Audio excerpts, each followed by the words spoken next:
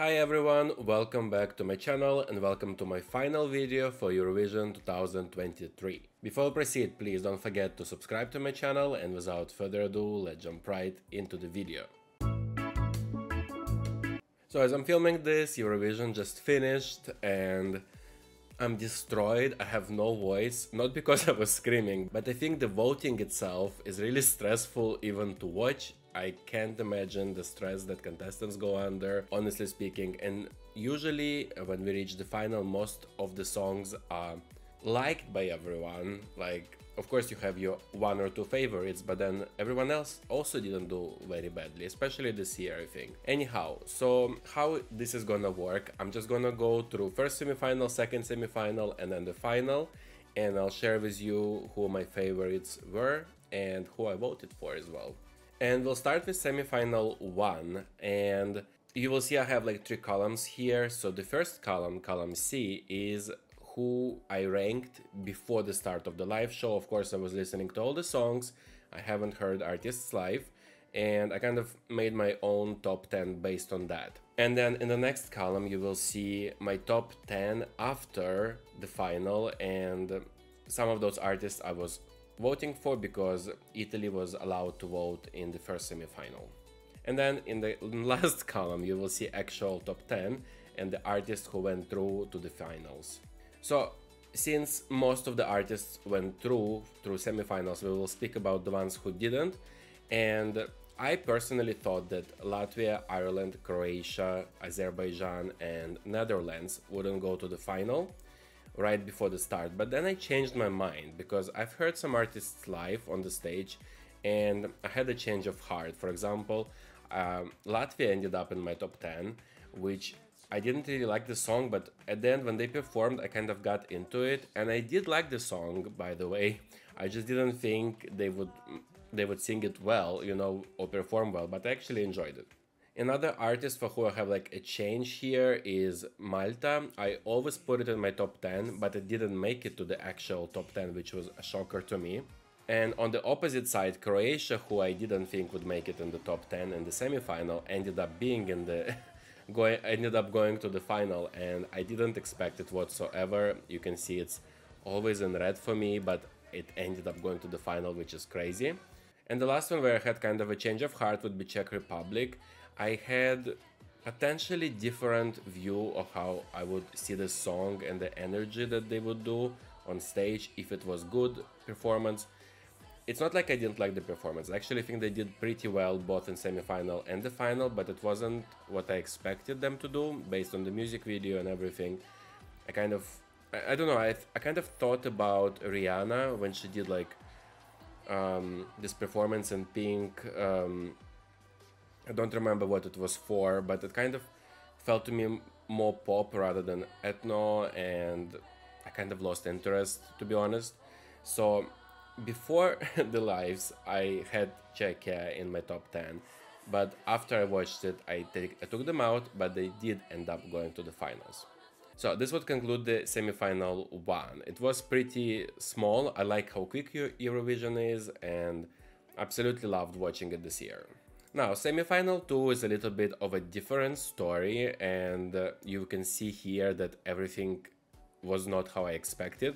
And I did say it in the previous video that I thought semi-final 2 was more spread out, like everyone is sort of okay, but there were no strong favorites, at least from my point of view in the semi-final 2.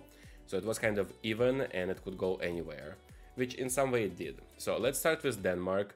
Before the live shows, I had him in my top 10, potentially in like top 2 even. I really like the song and I listen to it every day. But then when I heard it live, it kind of lost. He kind of lost me there. It didn't sound great, and I didn't enjoy it, and I stopped listening to the song as well because I'm like this. If I like somebody live but I don't like the recording, I would listen to recording still. But if if the artist cannot do live performance, I just lose the interest to the song. I don't know if there's anyone like this, but I am.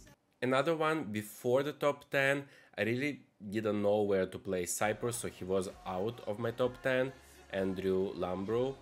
But oh my god, he was so great that I did put him in the top 10 and he ended up being in the top 10. The surprise here for me was Iceland, for example. I had her in my top 10 before the semi-final and when she performed as well, but she ended up not going to the final, and I thought weird about it. Apparently people didn't really like it, but I thought she was incredible.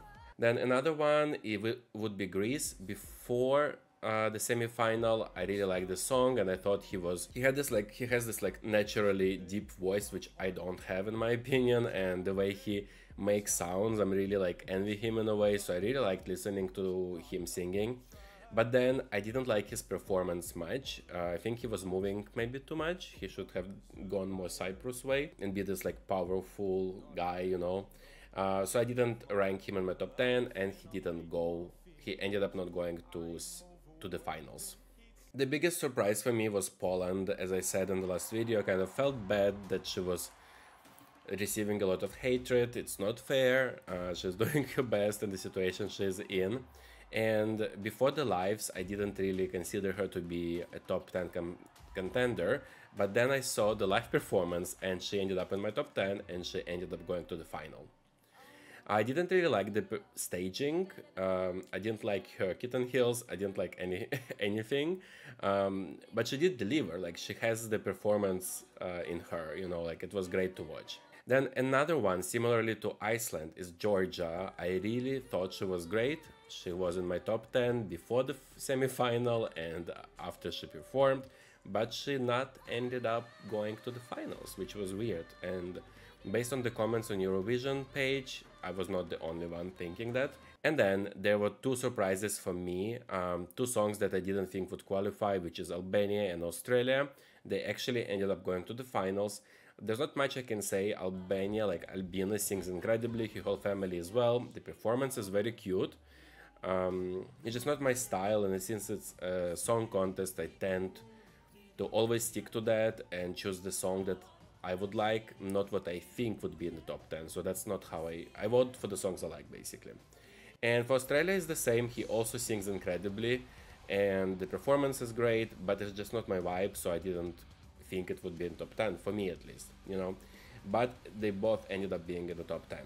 Now, let's go to the final and let's talk about it a little bit. So here is a little bit different setup since I didn't rank anyone before the live shows. So in the first column you will see my ranking with the numbers right before the live performances. Then you would have the information that you might know already, which is jury's top 10 and televoting top 10, and then actual top 10. Just looking at this image graphically, if you completely disregard my my top 10 after the live show, you can see that jury really influenced the final voting, maybe more than it should. I think maybe if they downgrade the juries to maybe being 25% of the voting rather than 50%, it would be a little bit more fair, because jury is just some presenters. I have no idea who are the juries in Italy, for example, and how they vote. And you can see many countries voting for the friends rather than whatever, rather than good performance. Because honestly speaking, there were incredible singers, like everyone literally was sent to represent their country. So they must be talented, there must be something there, you know, even if it's not your taste, the song, they're still the best this year. Because I mean, many countries do their nationals and like the people already gained following, they proved themselves on stage, in most of the cases live, I believe. But I really don't understand how we ended up like we ended up this year. So my favorite was Finland. Finland, Sweden, Italy, but I'm from Italy, so I'm biased, and Israel as well, and Belgium. I really like Belgium song, and I can listen to it probably till the end of my life. I will be listening to that song. Really just my vibe, you know. But this is what I thought, you know, and actually all of those songs ended up in the top. But let's go through it. So my top 10 after the live were Finland, Italy, Sweden, Israel, Belgium, Serbia, Estonia, Cyprus, France, and Switzerland. Let's first talk about the ones that I put in my top 10, but they got 0 votes whatsoever and didn't end up in the actual top 10. And we will start with Switzerland, which is Remo Forer, Watergun. So personally, I think that he's a great singer. Like, I loved watching him.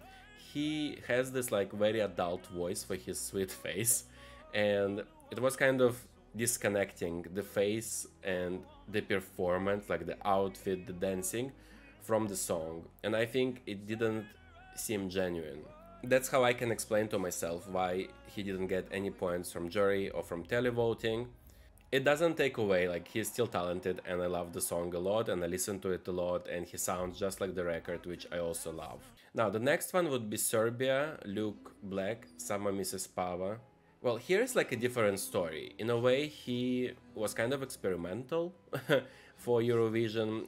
If you don't like care to know what the song and performance is about, it's not easily translated to the normal viewer. You can't just get it from the get-go. Like, you would have to Google and check, maybe Reddit or whatever, to understand what they're trying to achieve with this. Personally, I loved it a lot, and every time he performs, I feel like I'm watching him like performing, you know, not participating in a competition, which I think is like a star quality and that he has. It's kind of this it factor. And next one would be France, Lazara, évidemment, I guess. I don't speak French, but again, didn't get in top 10 from jury or from televoting, and neither got into top 10. I think she did great. I wish she didn't have this staging where she had to stay on top of this thing, even though it looked great overall from far away. I saw her on the parties and she has incredible moves. Like, I like how she moves on stage. I didn't understand why they took it away from her, whoever made it, but she also agreed to do it, so whatever, you know. But yeah, I think she did pretty well and she was in my top 10, but nope.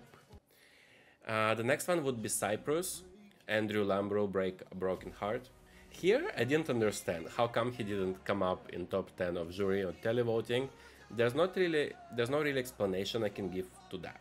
I think he sang well, I think the performance is great, I love the visuals. When he has like water behind him and there's steam on the bottom, I just thought it was like beautiful, and then the fire. I just thought overall it looked great, so I don't know why this happened. Okay, so those are all the singers that I thought would be in the top 10, but they were not. Now, let's see the jury top 10s that didn't make it to the final. And we start with Austria, Teya and Selena. Who the hell is Edgar? Personally, I think they performed well, especially they were opening the show. It's, I'm pretty sure, pretty nerve-wracking. But they got no points from televoting. I did think they were great, but I just liked other songs more, so that was it. Same kind of goes to Spain. For example, it's not my thing. I wouldn't listen to the song on Spotify or on the radio. Just not my taste, you know. But they, at the end, Blanca didn't get any points from televoting, so she didn't end up in the top 10. Now let's quickly go through singers that were in the top 10 of televoting but didn't make it to the final, and they had 0 jury support in this case. So we're starting with Poland, Blanka Solo. She actually is 8th in the top 10 of the televoting, and I think she did great, same as the semi-final. I really enjoyed her. Like, it's a show, you know, it's a nice song, very easy. But again, since she didn't get any support from juries, she didn't make it in the top 10. Same goes to Albania, for example. Yes, it's not in my top 10, but they did perform very, very well. And the vocals are great, for example, so I don't know how come juries didn't vote for it, because it's supposed to be professional juries from each country voting for very good singers. I know everyone is a great singer here, but I kind of expected Albania to be there. Next one would be Moldova, Pasha Parfeni Soarele Siluna. I'm butchering it, I'm sorry. He got 9th in the televoting, but jury didn't like it. And I must say that He didn't sing that well versus the semi-final, but his back vocalist did sing very well in the final rather than semi-final. And I kind of got over this whole act, you know, by the final, so I kind of got bored. So I don't know, I kind of thought that it wasn't a top 10 performance of that night. The last one would be Croatia, Let 3 Mamash. I would just prefer not to give any comment, and it only got votes based on politics, I think, because I am sure nobody is listening to that. I mean, nobody I know is listening to that. I mean, if you do, great for you. Now let's go through the singers that I thought would be in the top 10 and they ended up being in the top 10. And we will start with the winner, which is Sweden, Loreen Tattoo. Right, so obviously Loreen voted based on the jury votes. She got second in the televoting, but she got really a lot of support from juries. She got a lot of 12s there, and I think she got 0 12s in the televoting. So she did incredible. I actually sent a text for her. I sent text for all my top 3, and Loreen was there. You can see that she was number 3 for me. I didn't send it for my top 3, actually sent it to my top 5 this time, because Italy was second for me. But anyway, I think she performed incredibly. I loved the vibe. Like, you really start watching it and you feel like you're not watching the same show anymore. It's a complete change from what Eurovision is. The camera work is beautiful. Like, absolutely loved it. It was incredible to watch. And of course, she's getting a lot of bad energy towards her because she came second time, like in our lifetime of watchers of Eurovision. So we're kind of not sure if we're happy or not.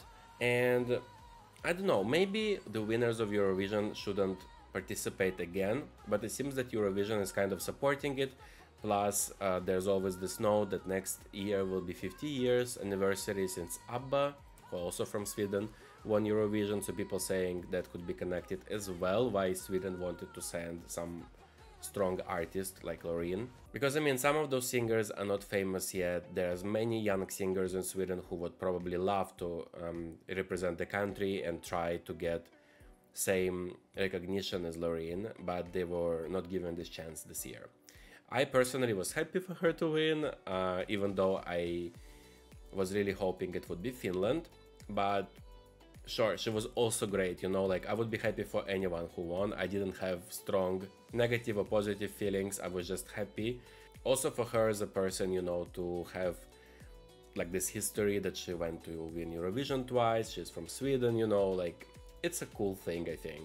Then the next one would be Italy, Marco Mengoni, Due Vite. And I love the song, but I'm pretty sure it's quite difficult to understand if you're not speaking Italian what he sings about, but it's beautiful lyrics, like it gives me goosebumps. I don't know how you would hear it if you don't speak Italian, but for me it's like when I listen I'm just like frozen, you know. So I think he did incredibly. And yes, unfortunately I couldn't vote for him, but if I could, I would. Next up would be Estonia, Alika Bridges. So for me, she was great. I really like the song, I like the meaning of the song, and I think she sang it well with a lot of confidence. And well, while she was singing, I googled her, like how old is she, you know, like she has so much confidence in her, like somebody really has to like sign a contract with her and start producing her and help her in a way. Because there's a lot of potential, I think, and I was very happy that she ended up in top 10 and that she got jury votes. She basically isn't top 10 just because of the jury votes, because she wasn't in the top 10 of the televoting. Alright, next up is Finland, Käärijä, Cha Cha Cha. So for me it was my top 5, it was my top of everything. It was my number 1, I sent 3 text messages for him, and I was actually surprised Italy didn't give much points to Finland, because I was obsessed. He did very well, yes, he's not like singer, that's why jury didn't rank him like second, you know. If there was more vocals in this, probably he would have more points from juries. It's my personal opinion. I was upset that he didn't win, because it would be a great opportunity for him and for this style to be represented, but I think he did everything he could, honestly, and it is what it is. Like, we know that also Loreen was pretty deserving of the win, like same as actually many other entries. Okay, moving on to Belgium, Gustav, Because of You. So I already spoke a little bit about it.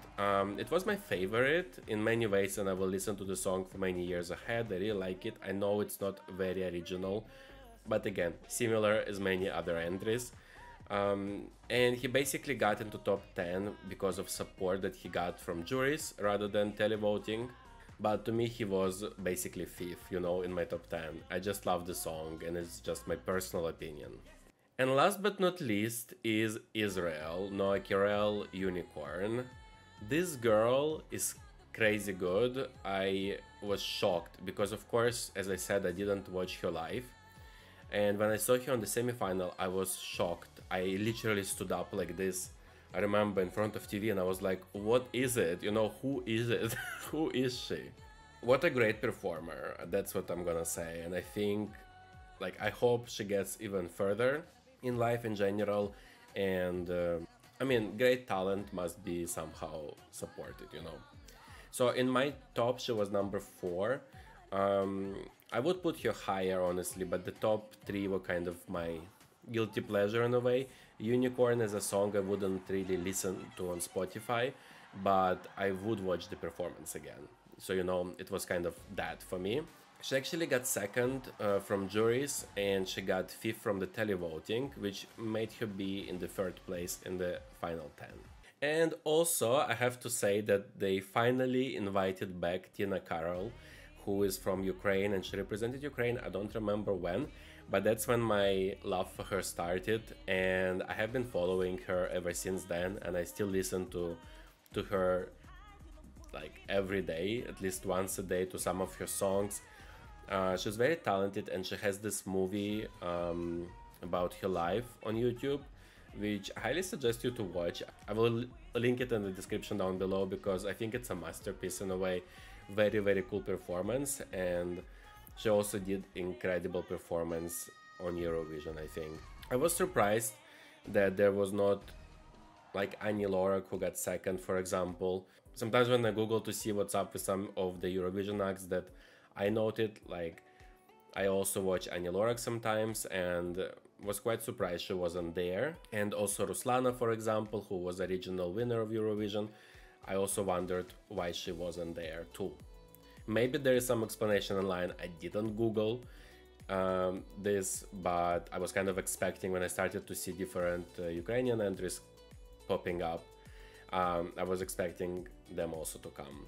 But yes, I guess the most important thing I can say is I think with the opening of the votes worldwide, it's pretty cool, and I would like to see more of like how did those votes influence the overall televoting, for example. And potentially in future, I would like to see that jury votes at 25%, for example, out of Eurovision zone votes at 25%, and then televoting of Europe or Eurovision participants or countries of Eurovision participants at 50%, because this now kind of seems to be the most fair thing to me. So anyway, let me know your thoughts on this. I just think it could work in a way. I just don't know if they would listen to me. Like, who am I, you know? But anyway, I enjoyed Eurovision this year, even though it absolutely was not my favorite. I didn't have a stable favorite that I would like ride or die for. There was not really much memes as well. It was kind of calm, but I really liked it, and I absolutely loved watching Graham Norton giving comments about the people who were announcing the points from different countries. It was the best moment of the final. I was there like crying, laughing. Anyhow, guys, thank you so much for watching. I hope you enjoyed this video. I will be back with Eurovision videos next year for sure, for Eurovision 2024, but also I will be starting a series about Eurovision throughout the years. I got such a great response to my videos. Of course, I got dislikes because people put dislikes if you don't like their countries, which I totally understand. But yeah, I'm just giving my opinions here, like it's fine. Anyway, guys, thank you, and I hope to see you on the next one. Bye bye.